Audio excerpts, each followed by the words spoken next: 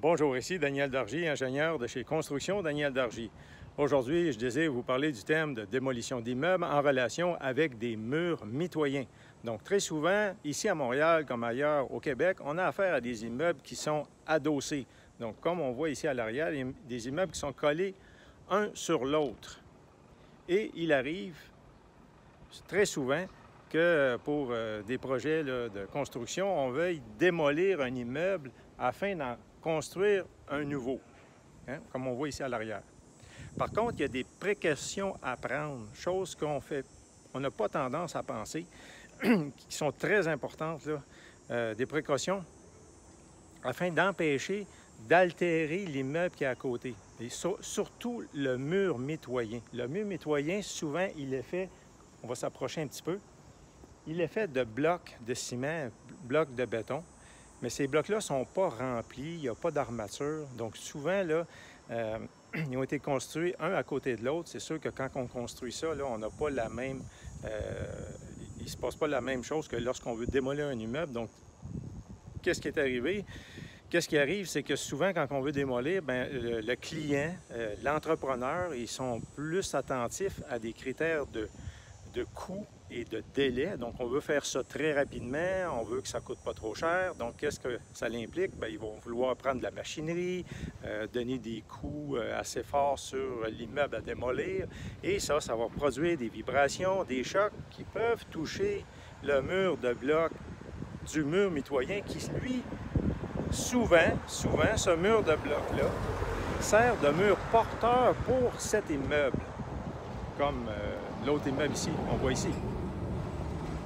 Donc, ces murs mitoyens-là sont très importants parce que non seulement ils servent à faire un pare-feu, c'est-à-dire empêcher que le feu se propage d'un à l'autre avec une épaisseur de blocs de béton, mais aussi ils servent à retenir les planchers, les plafonds des étages, des immeubles qu'on veut conserver.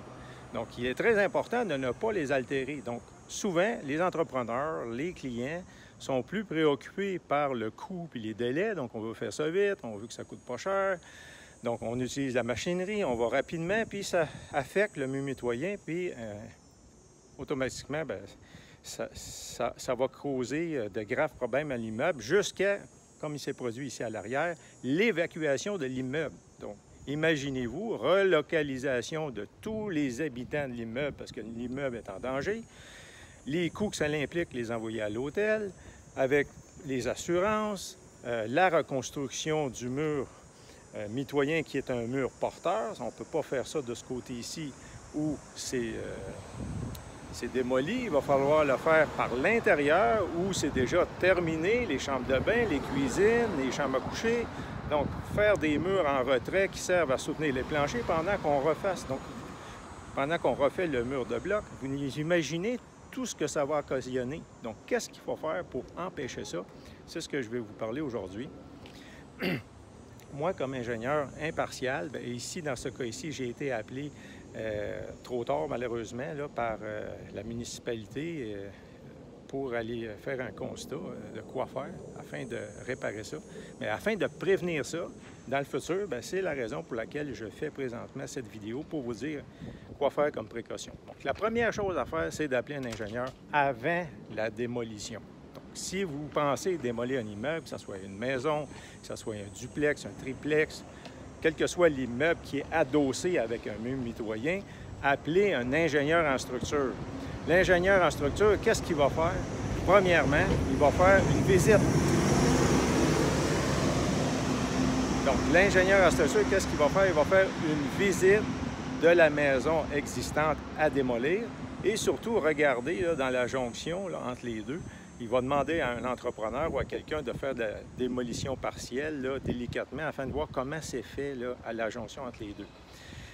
Il va produire un rapport, donc une visite premièrement de l'ingénieur. Deuxièmement, il va produire un rapport. Qu'est-ce qu'il va mettre dans ce rapport-là? Il va mettre des instructions de comment démolir à certains endroits. Il va peut-être même mettre des plans, certains plans de correction ou d'étaiement ou de renforcissement pendant la démolition.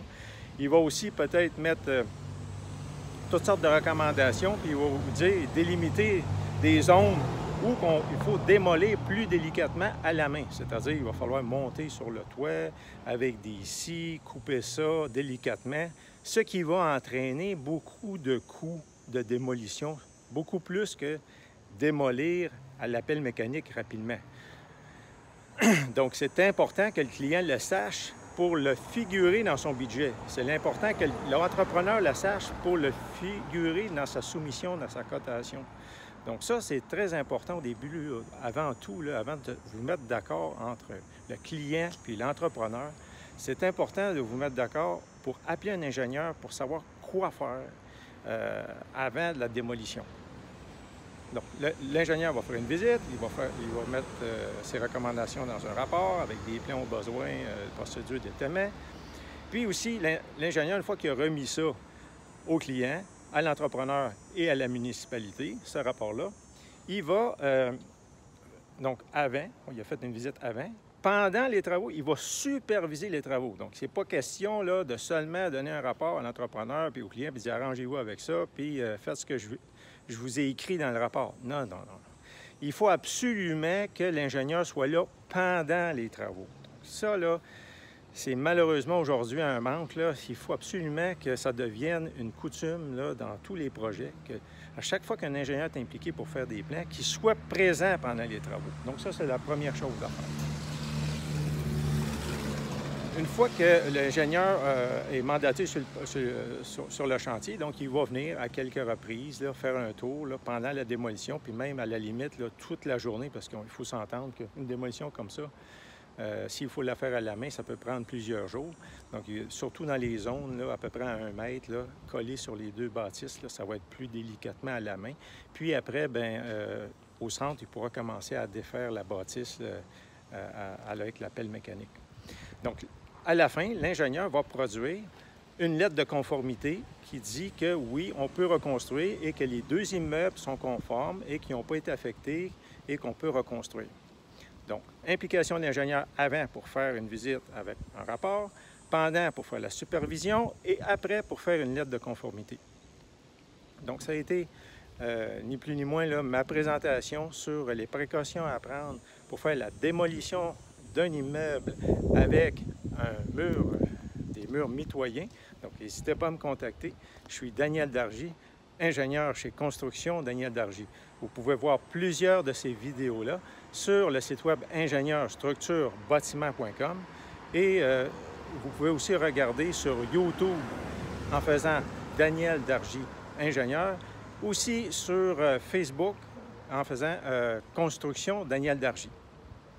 Merci et à la prochaine.